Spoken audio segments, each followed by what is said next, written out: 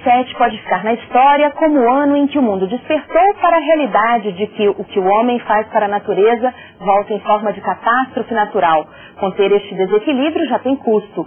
Cálculos apontam que 1% do produto interno bruto de um país é suficiente para financiar projetos que combatam as emissões de gases.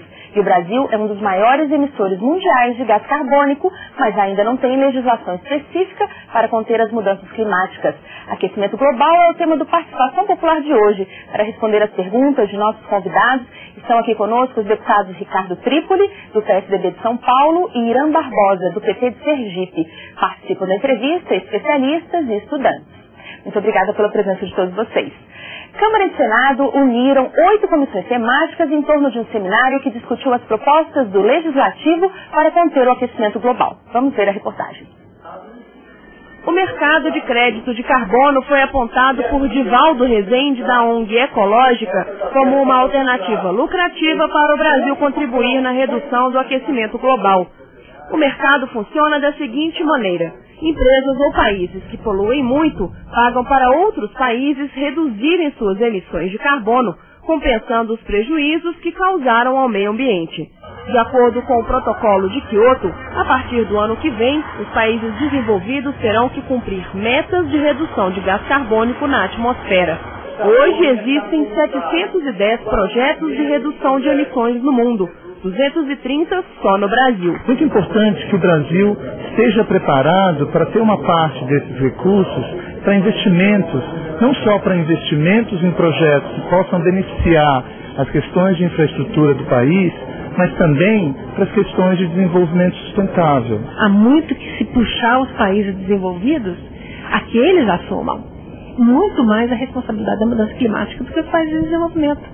E para isso, assegurem, se necessário, recursos financeiros, transferência de tecnologia.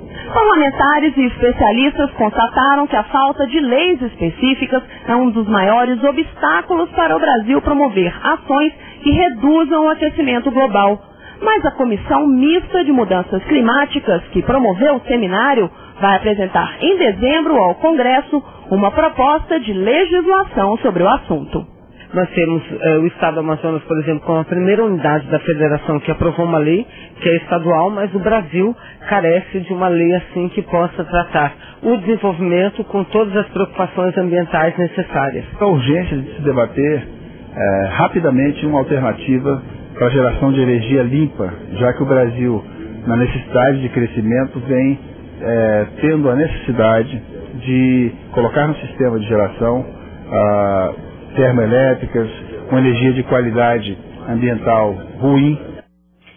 Deputados, o que vocês destacariam entre as propostas que surgiram até agora?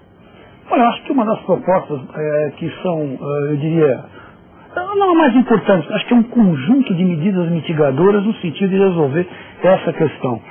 Eu acho que as queimadas é o maior prejuízo que nós temos hoje a nível de Brasil. Principalmente porque um país que se prepara para buscar os chamados sequestros de carbono, ou seja, cobrar royalties dos chamados países desenvolvidos, nós não podemos ter no nosso país as queimadas nas proporções que vem tendo hoje no Brasil. Então eu acho que esse foi um dos focos mais importantes desse debate no que diz respeito ao Brasil. Sem contar que o tema é extremamente abrangente e as informações que foram trazidas no sentido de que esses países possam estar resgatando em função dessa biodiversidade que nós temos hoje no Brasil, ela está extremamente aberta. E agora nós esperamos compilar uma legislação específica que vá ao encontro dessas expectativas. E para o senhor, deputado Irã Barbosa? Veja, eu tenho um acordo, embora eu ache o seguinte, que em função de ser um tema complexo que envolve ações muito diversificadas, eu entendo que o que de mais importante tem nesse momento na casa é a vontade de buscar encontrar alternativas. Eu acho que o espírito que foi introduzido aqui no Parlamento Federal, eu não diria a partir deste ano, eu falo por este ano porque, enfim, eu sou parlamentar, esse é o meu primeiro mandato como parlamentar, mas deu para perceber muito nitidamente uma vontade intrínseca nas comissões, em vários ambientes da casa, de buscar acertar na busca de encontrar alternativas para os problemas do aquecimento global. Eu acho que essa é a grande conquista que nós temos. Uma predisposição parlamentar, uma predisposição do parlamento brasileiro em estudar, em dialogar com a sociedade, com quem está produzindo análises sobre esse problema que o mundo enfrenta, para buscar aqui produzir as alternativas e assumir as responsabilidades que competem ao Parlamento brasileiro. Eu diria que, por exemplo, lá na Comissão Mista de Aquecimento Global, nós já tivemos a produção de um relatório parcial que já fez uma coletânea de legislações que a gente avalia que são fundamentais para serem priorizadas, estarem na ordem, na pauta, para que nós possamos, na ordem do dia e na pauta, para que nós possamos discuti-las. Acho que esse espírito, essa predisposição, ela é fundamental na busca do acerto. Isso nos ajuda a errar menos e nos ajuda a romper com eventuais omissões que tenhamos produzido ao longo dessa história. Professor Donald Stoyer, da Universidade de Brasília e do Instituto Sociedade, População e Natureza. Eu perguntaria para o senhor, o Brasil tem tomado à frente em algumas questões importantes que não seriam necessariamente nossa obrigação, como, por exemplo, está sendo preparado o Inventário Nacional sobre as Emissões de Gases, que deve ficar pronto agora em 2009. Isso seria uma obrigação só para os países desenvolvidos. Isso significa que o país está comprometido com a questão do aquecimento global? O microfone, por favor. Desculpa. Sem dúvida é um bom sinal o Brasil ter feito o primeiro levantamento, que foi até 1994, referente a um período, ou seja, faz quase 15 anos desde o último inventário. É importante que se faça o novo inventário até para atualizar algumas informações. Por exemplo, de onde vêm as emissões. Naquela época, 75% das emissões eram da Amazônia, do desmatamento. Então, dizem da Amazônia, na realidade, tinha uma parte que era do Cerrado, que deve ter aumentado, porque agora o desmatamento na Amazônia diminuiu significativamente. Os últimos números são 10 mil quilômetros quadrados, ainda bastante, mas muito menos do que anteriormente.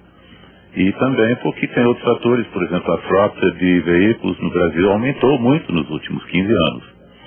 Então precisamos dessas informações. É um bom sinal, mas outro bom sinal é justamente a união que surgiu no Congresso Nacional com comissões da Câmara e do Senado, tratando de todo um leque de medidas que são necessárias para mitigar os efeitos do aquecimento global.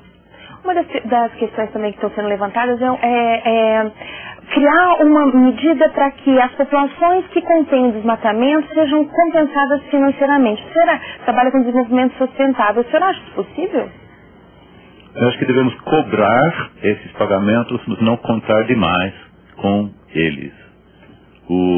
Realmente existe uma possibilidade. Mas tem uma série de dúvidas também quanto a quem vai pagar, por quê, de que maneira. Tem também um certo questionamento se nos colocarmos na posição, só vamos fazer alguma coisa, se alguém nos pagar, fica um pouco complicado. Aí temos que lembrar que o Brasil, como outros países do sul global, como chamamos, vão sofrer mais. É de interesse do Brasil fazer o possível para evitar esse aquecimento, recebendo por isso ou não.